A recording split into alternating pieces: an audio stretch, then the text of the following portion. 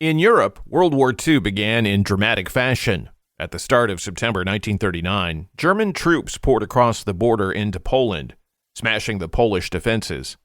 Close air support from the Luftwaffe helped German troops on the ground, displaying the power of ground support aircraft, such as the Junkers Ju-87 Stuka dive bomber. In the air, the Luftwaffe demolished the far smaller Polish Air Force and its outdated fighter planes. The Luftwaffe's dramatic successes in Poland had several effects on the RAF. First, they received an influx of pilots, thanks in part to the fact that thousands of Polish military personnel fled the country rather than surrender to the Germans. They made their way to France and Britain, and several squadrons of the RAF ended up being manned entirely by skilled and dedicated Poles. Furthermore, the fall of Poland led Polish cryptographers to flee to Britain, taking with them their work on the Enigma code, the system ultimately used to encrypt Germany's top-level military communications. This would allow the British to intercept and understand many high-level messages within the Luftwaffe, providing a vital edge in military intelligence. Finally, the success of the Stukas created an interest in obtaining a dive bomber for the Allies. The French invested in the American Volt TA-3 Vengeance, and following the fall of France, these planes were diverted to Britain. In the end, they didn't become the valuable asset people had expected. Dive bombers were useful in certain limited circumstances, and outside of them, they often became vulnerable liabilities. Not every lesson learned from Poland was a good one.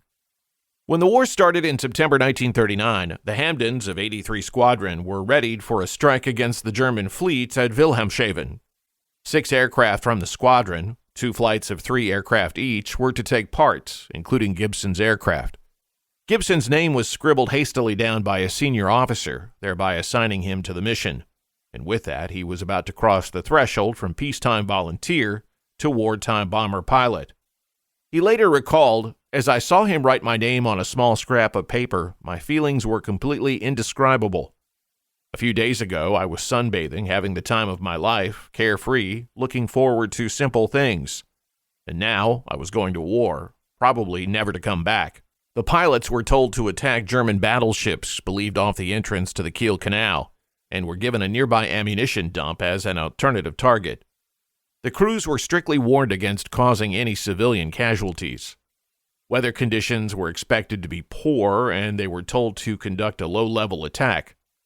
They did not know what sort of anti-aircraft defenses the ships might have, but were generally told to expect machine guns.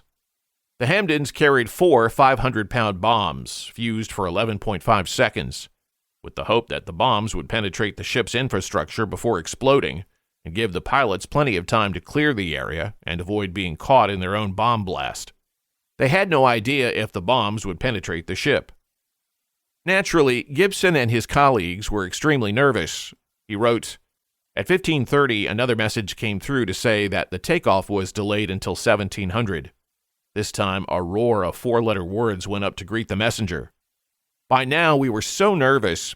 In fact, my hands were shaking so much that I could not hold them still. All the time, we wanted to rush off to the lavatory. Most of us went about 4 times an hour. No one had yet taken off with a full bomb load, and there was apprehension about how best to do so. After 2 nerve-wracking postponements, they took off, but rain, clouds, and poor visibility meant the mission was aborted 40 miles from the objective. They jettisoned their bombs and returned to base without suffering any losses, bringing a bloodless end to their first combat mission. As this suggests, the early missions were routinely tinged with amateurish results. In Enemy Coast Ahead, from his vantage point 4 years later, Gibson mused, "On looking back, I sometimes think how absurdly little we did know at that time." Gibson's love for dogs was intense, but the day after they had returned from their first mission, he joked about becoming a casualty of war because he reached out to the group's captain's Labrador to play and was roughly handled. The encounter badly damaged his trousers and left him with several stitches in his hand.